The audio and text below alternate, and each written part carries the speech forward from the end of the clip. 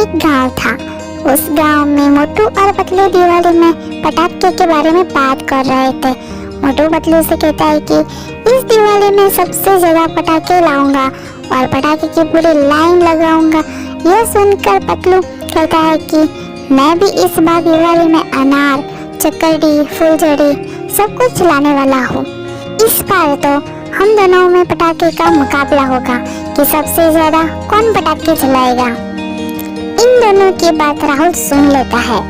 राहुल को पटाखे से बहुत डर लगता है और वो वहाँ से अपने घर चला जाता है। घर आने के बाद वह अपनी पत्नी को मोटू और पतलू की सारी बातें सुनाता है। यह सुनने के बाद उसकी पत्नी राहुल को एक तरकीब बताती है। वो कहती है कि आप अपने चाचा के घर चले जाओ और अपने साथ पतलू को भी ले जाओ। फिर राहुल ऐसा ही करता है। वो पतलू को कहता है कि हम दोनों गांव से बाहर चलते हैं, वहाँ बहुत ही अच्छे पटाखे मिलते हैं। मोटू के पास तो ऐसे पटाखे होंगे ही नहीं। यह सुनते ही पतलू उसकी बात मान लेता है और दोनों गांव से बाहर चले जाते हैं।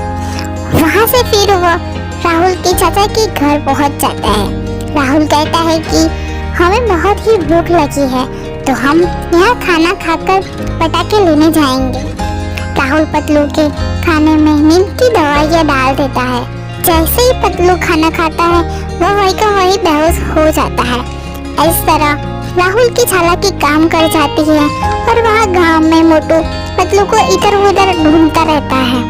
इस तरह से मोटू और पतलू गांव में पटाखे फोड़ ही नहीं सके।